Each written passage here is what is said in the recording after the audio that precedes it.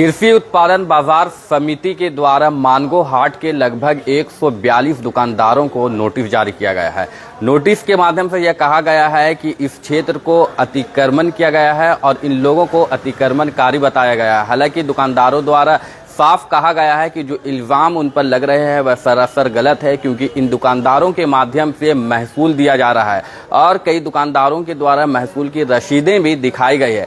अब यहाँ के दुकानदार अपना पक्ष बताने के लिए अब परसों डी गए हैं, वहाँ सचिव का घेराव करेंगे और इनके द्वारा कहा जा रहा है कि पिछले 30 से 40 वर्षों से या उससे अधिक से यहाँ पर व्यापार कर रहे हैं और व्यापार करके अपने परिवार का भरण पोषण कर रहे हैं। अब ऐसी स्थिति में आप देख सकते हैं कि अभी मैं मानगो हाट में हूँ और यहाँ पर अधिकतर जो दुकानें हैं वह बंद है और यहाँ के लोग विरोध कर रहे हैं। उनका कहना है पिछले 30 से 40 वर्षों से इस क्षेत्र पर वह अपना कारोबार कर रहे हैं।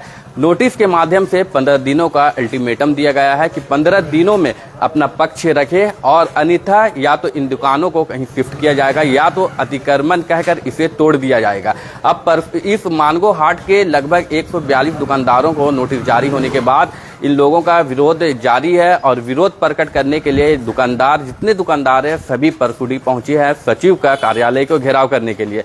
कुछ लोग भी यहाँ पे मौजूद है। एक समय था कि जब यहाँ पे चकाचौंध थी, यहाँ पे रोजाना दुकानें खुलती थी, लेकिन आज यह शांत पड़ा है केवल इसलिए क्योंकि यहाँ पर कृषि उत्पादन समिति बाजार समिति जो है उसके द्वारा 142 दुकानदारों को नोटिस जारी किया गया है और इन लोगों को अतिक्रमणकारी बताया जा रहा है। लेकिन इन लोगों का साफ कहना है कि यह यहाँ पर 30 से 40 वर्षों से अधिक से कारोबार कर रहे हैं। इसमें कपड़े की दुकानें हैं, मसाले की दुकानें हैं और बर्तन की दुकानें हैं, साथ ही ज्वेलरी शॉप है। इनके द्वारा कहा जा रहा है कि अगर यह अतिक्रमणकारी थे, इनके द्वारा अतिक्रमण किया गया था, तो फिर इनसे महसूल क्यों लिया जा रहा था, इनसे लगान क्यों लिया जा रहा था। इनकी मांग है कि इसे जो इन दुकानों को जो तोड़ने की या इसे अन्य जगहों पे विस्थापित करने की बात की जा रही है, इन्हें रोका जाए, क्योंकि अगर ऐसा प्रशासन के द्वारा किया जाता है, सरकार के द्वारा किया जाता है, तो यहाँ पर भुखमरी की स्थिति उत्पन्न होगी। सैकड़ों दुकानदारें जो हैं उनके सामने बेरोजगारी आ जाएगी और जिसके बाद उनका परिवार का जो भरण पोषण है वह सबसे ज़्यादा कठिन हो जाएगा।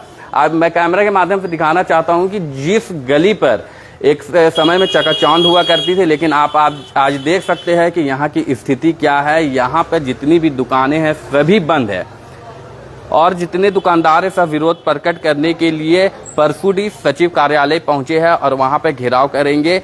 इनकी मांग है कि प्रशासन इन मुद्दों पर थोड़ा नरमी बरते और साथ ही दुकानदारों की जो मांग है उन्हें भी स्वीकार किया जाए, क्योंकि अगर यहाँ दुकानों को तोड़ा जाता है तो इनके सामने में सबसे बड़ी स्थिति भुखमरी की आ जाएगी। वहीं एक व्यक्ति से जब हमने बातचीत किया था कि आखिर कहा जा रहा है कि एक समय में यह किसानों को आवंटित किया गया था कि वह अपने उपज को यहाँ ला करके बेचे, लेकिन उनके द्वारा कहा जा रहा था उस समय जो उपायुक्त थे उन्होंने ही कहा था कि दुकानों को पक्के कर ले, ताकि एक समय था यहाँ पे जब आग लगी थी, आग लगने के कारण जब बात उठी थी तो यहाँ के डीसी के द्वारा ही कहा गया था कि वह दुकानों को पक्की कर ले या ऊपर में टीना का शेड डाल ले, जिसके बाद लोगों ने इसे अस्थायी रूप दे दिया।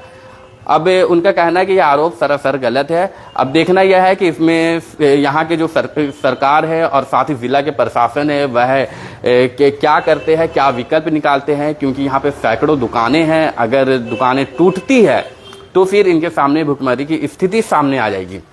लेकिन एक तरफ सवाल यह भी बन रहा है कि यह दुकानें किसानों को आवंटित की गई थी, तो अगर ऐसी स्थिति में किसी और के दुकानों पर कोई और अधिकार जमा लेता है तो इस पर भी प्रशासन सख्त है, क्योंकि भारत में अतिक्रमण को शुरू से ही एक विकास कार्यों में बाधा माना गया है। अब देखना यह है कि क्या यहाँ पर जो दुकानदार है उनकी जीत होती है या फिर जो समिति है उनको नोटिस जारी किया गया है कि लगभग 142 दुकानदारों को, क्या 142 दुकानदारों को नोटिस जारी करने के बाद इन्हें या तो विस्थापित किया जाएगा या तो फिर तोड़ा जाएगा। अब देखना ये भी रहेगा कि इस पर क्या होता है, क्योंकि बहुत सारे मामलों में ऐसा देखा जा चुका है कि नोटिस तो जारी होता है लेकिन बाद में कोई कार्रवाई नहीं होती है।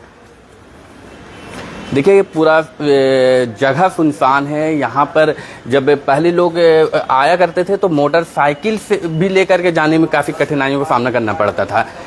अब ऐसे में इन लोगों के सामने में दिक्कत तो है, लेकिन अब देखना यह है कि इसका क्या समाधान निकलता है। ऐसा समाधान निकले ताकि किसी का रोजगार भी न छिनाए और साथ ही जो उचित कार्रवाई हो वह हो सके।